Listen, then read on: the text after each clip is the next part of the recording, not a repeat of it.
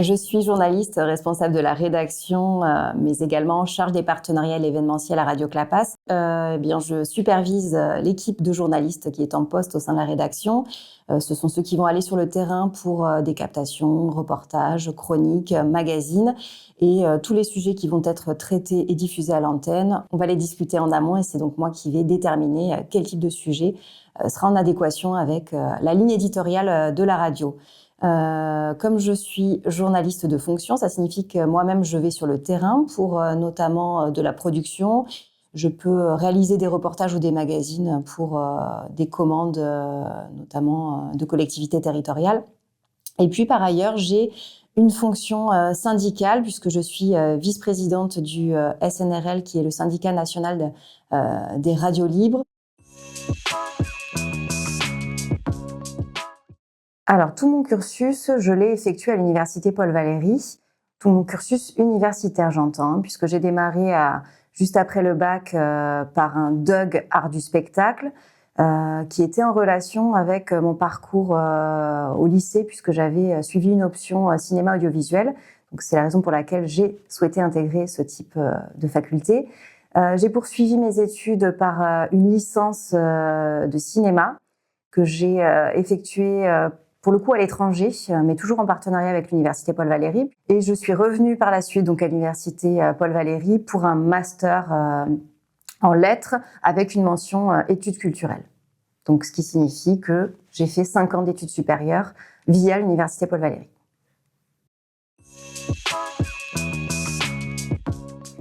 J'ai immédiatement trouvé un emploi. Donc, tout d'abord, en tant qu'animatrice au sein de Radio Clapas. Et comme je souhaitais devenir journaliste professionnelle, j'ai par la suite intégré en alternance et en contrat de professionnalisation l'ESJ Lille-Montpellier, puisqu'il y avait un partenariat avec l'école de Lille à l'époque, ce qui n'est plus le cas, je crois, aujourd'hui, mais ce qui m'a permis pendant 2 ans d'avoir un enseignement professionnel avec des journalistes qui étaient en poste et d'obtenir ma carte de presse à l'issue de ces 2 années. J'ai ensuite effectué quelques CDD, quelques piges également pour Radio France. Et puis, je suis toujours restée à Radio Clapas, mais avec des postes évolutifs et aujourd'hui, un poste à responsabilité.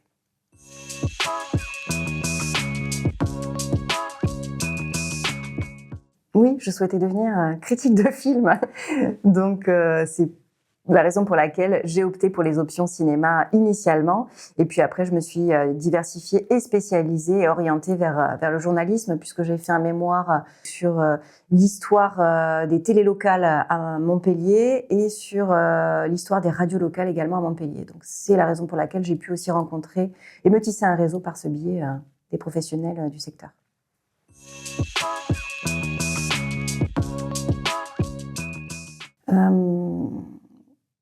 Tant qu'il y a de l'intention, je pense qu'il peut y avoir du résultat. Pourquoi ? Puisque moi, j'étais pas particulièrement une bonne élève au lycée.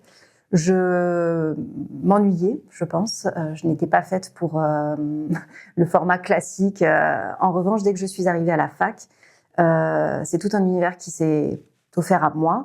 Mes parents étaient sceptiques en me disant « Ouh là là, tu prends un risque. Est-ce que vraiment cette autonomie, elle est faite pour toi ? Est-ce que tu ne vas pas redoubler ? Est-ce que tu vas y arriver ?» Et je pense que je me suis métamorphosée quand je suis arrivée à l'université, puisque j'avais trouvé vraiment une filière qui me convenait. Et quand je parlais des stages et des à côté, et des acquis qu'il fallait avoir par ailleurs, j'encouragerais les lycéens à miser sur le bénévolat, si toutefois ils ont des blogs, s'ils ont des activités par ailleurs. C'est toujours un atout et c'est ce que vont rechercher les futurs employeurs dans leur parcours. Avoir un diplôme n'est plus suffisant aujourd'hui. Il faut savoir montrer qu'on a des valeurs et le savoir-être et l'envie, à mon avis, est devenu primordial.